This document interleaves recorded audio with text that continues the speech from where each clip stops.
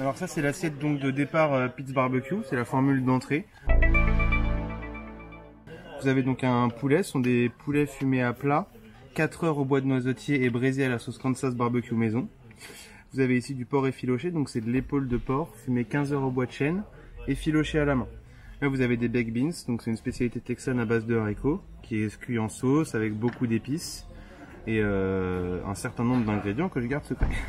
Et ici vous avez enfin les pommes de terre de l'île de Ré, haïtain romarin et sauce barbecue faite maison. On a également les pickles d'oignons et de piments qui sont juste là et qui viennent contrebalancer très bien la viande fumée. La recette texane. Mais qui rencontre des produits français en même temps? C'est que des produits français, c'est ça. On est sur du porc d'Île-de-France, élevé en plein air, nourri au grain, le porc francilin. Je ne sais pas si vous connaissez, c'est une qualité particulière de porc d'Île-de-France. Et on est également sur du poulet Île-de-France, plein air. D'accord.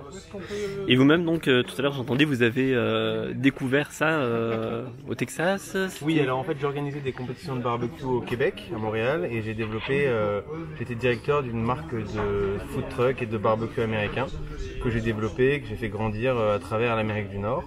Et j'ai eu envie à un moment de lancer ma propre marque à force de faire venir des pitmasters, c'est des maîtres barbecue, que je faisais venir des 4 coins des États-Unis, si vous voulez, jusqu'au Québec, pour qu'ils viennent proposer leur version et leur vision du barbecue américain.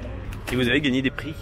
Oui, tout à fait. J'ai gagné le prix du meilleur ribs d'Ontario 2014, le prix de la meilleure poutine du Québec 2014, la meilleure poutine du Canada 2015, du deuxième meilleur pulled pork à Montréal en 2016, etc., etc. On pourrait continuer comme ça. D'accord. Et surtout, cette marque a gagné le prix du meilleur food truck d'Europe 2018 dès sa deuxième sortie en avril 2018, donc à la deuxième sortie. Voilà. Aujourd'hui, on vous trouve où d'ailleurs? Nos bureaux sont à Versailles, mais on a donc 2 food trucks. On a un de nos food trucks en ce moment qui est à l'Armada de Rouen et qui sera le week-end prochain à Solidays par exemple. Et on a un deuxième food truck qui parcourt les événements un petit peu plus petits. Il sera à la fête de la musique des Clés-sous-Bois par exemple.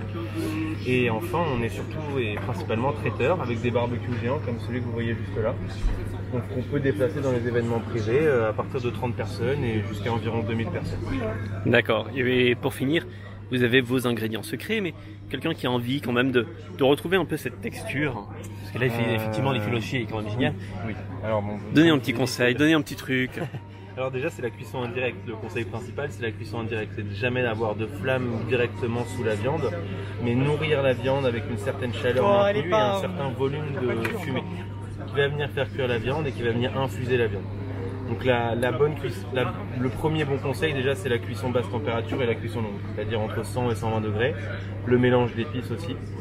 Et ensuite, si on veut aller un peu plus loin, on peut commencer déjà par mettre du feu à droite de son barbecue et mettre la viande complètement à gauche. Mettre un thermomètre et maintenir cette température à 130-140 degrés Celsius pendant 3, 5, 8 heures.